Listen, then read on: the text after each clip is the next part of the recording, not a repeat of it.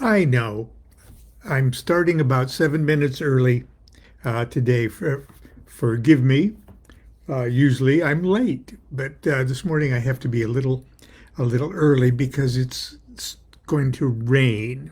Now, uh, the forecast said it was going to rain at 4 o'clock today and start raining probably for the next foreseeable millennium. Uh, but we just checked and it's supposed to start raining like in a half an hour. Now, we have a 1984 Volkswagen Vanagon. Okay. It's old. We love it. It's the envy of Sacramento. Everybody loves it. Everybody wants it. Uh, and I don't even take it on the freeway anymore. I just put it around town. It's our pride and joy. But it's so old, and for years it was in Southern California, so it's got holes in the body, okay? And when it rains, it gets inside. Okay, long story. I got a wholly old car, and I can't afford a new car. Never had a new car, but the Constance bought at great expense yesterday at Home Depot uh, a tarp, a waterproof tarp that's big enough to fit over the whole car. And she's got ropes and stuff, and she's got a way to figure. We have to tarp the car in about 10 minutes here. So, because it's going to start raining and we don't want to, that's why we're here. Okay. I wanted to talk about reincarnation and what is it that reincarnates. Um, and First of all, I want to read you a little something uh, it, it, I wrote about reincarnation in the Ask Babylon. Uh, let's see. Somebody asked me, "Do you believe in reincarnation? If so, do you believe that a magician has to believe in reincarnation in order to work effectively?" Uh, the reason I ask is maybe mistaken or not, I feel that I'm the reincarnation of another writer who died when I was 5 years old, which is an interesting question. Okay. Uh, do I believe in reincarnation? The answer is a very qualified yes. Do I believe that it's possible for one person to be present in two bodies at the same time? The answer is also a very qualified yes. Do I believe a magician has to believe in reincarnation in order to work effectively? The answer is a very unqualified no. And now I'll probably make you sorry you opened up this can of worms because I have a few moments. Okay. In my book, My Life of the Spirits, I write about my infant memories of what I would later, in later life, speculate were scenes of previous incarnations. Trench warfare, World War I, myself living in the Pacific Palisades area of Los Angeles in the late 1920s or early 30s. A night drive down the Pacific Coast Highway for a lover's rendezvous in Ensenada, Mexico. I mention all that in the book. And I had these memories when I was 2 and 3 years old. And then I explain how I can remember that so clearly. Uh, when I was in college, I was hypnotized by a licensed hypnotherapist and regressed to a previous life. I recalled my death, which occurred when I fell from a high wire while attempting to walk a tightrope. Many years later, I had David Wilson, the scryer, who we talked about just the day before yesterday, um, had an Enochian vision whereby I had died in a previous incarnation, falling from attempting to walk on a wire. It's the same thing. Okay.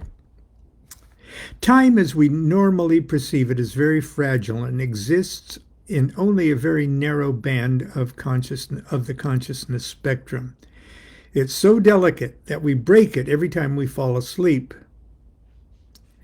Quantum physicists are suggesting a particle of matter can be in two or more places at the same time. Is it any more stretch of the imagination to posit that one thing can exist simultaneously in two or more times? Okay, that is what I mean by when I say that I am the reincarnation of no one but myself. It can't be otherwise. Your affinity with that departed writer is obviously very real. It might not matter at all that you and he were alive for a while at the same time, because time does not exist. In one respect, all of us, past, present, and future, are alive at the same moment. In Thelema, immortality is viewed as being nothing more or less than the consciousness of the continuity of existence. Okay, then I quote myself from other texts. Okay. Obviously, why am I here is the most important question one can ask oneself in this present incarnation. But there are other questions, lots of questions. If I've lived 1,000 times before, what do these other lives mean to me now? Am I my own ancestors? Is that what ancestor worship, a universally popular doctrine, is that what ancestor worship's all about? Is reincarnation just some sort of strange sleight of hand phenomenon of consciousness, an interdimensional marriage of DNA and quantum physics? If I change myself in the present, am I simultaneously changing my past and my future selves? Now there's a thought. Okay. That's just preface to the very short thing that Crowley said. And he said it poetically. Okay, so it might take a few moments to get yourself in the poetic mood to think about it. But I titled today's talk, "What is it that actually incarnates?" Okay, I don't think it's like you die and some kind of smoke comes out and hangs around somewhere, and then that smoke goes into a baby's nostrils, and there you are. Okay. Now it's so different than that because of the time thing. Okay. So what is it? Okay, you hear stories about Buddhist monks that can remember a previous incarnation where a jealous husband stabbed them, and then they were born with that same wound, and things like that. But what is it that really incarnates? And I ran across this. I'd read it a million times before, but I never put it in this context. It's from the Book of Lies. Crowley's The Book of Lies. And it's called Dewdrops. Verily, love is death, and death is life to come. Man returneth not again. The stream floweth not uphill. The old life is no more. There is a new life that is not his. Yet that life is of his very essence.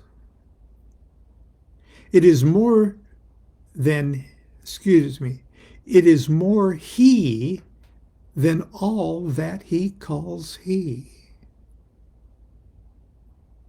In the silence of a dewdrop is every tendency of his soul and of his mind and of his body. It is the quintessence and the elixir of his being. Therein are the forces that made him and his father and his father's father before him. This is the due of immortality. Let this go free, even as it will. Thou art not its master, but the vehicle of it.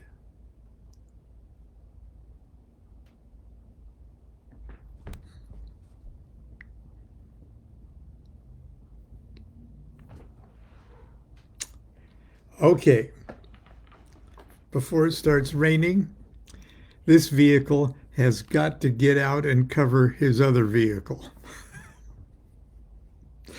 I'll give you a full report tomorrow. Until then, continue to be good to yourself and be good to each other.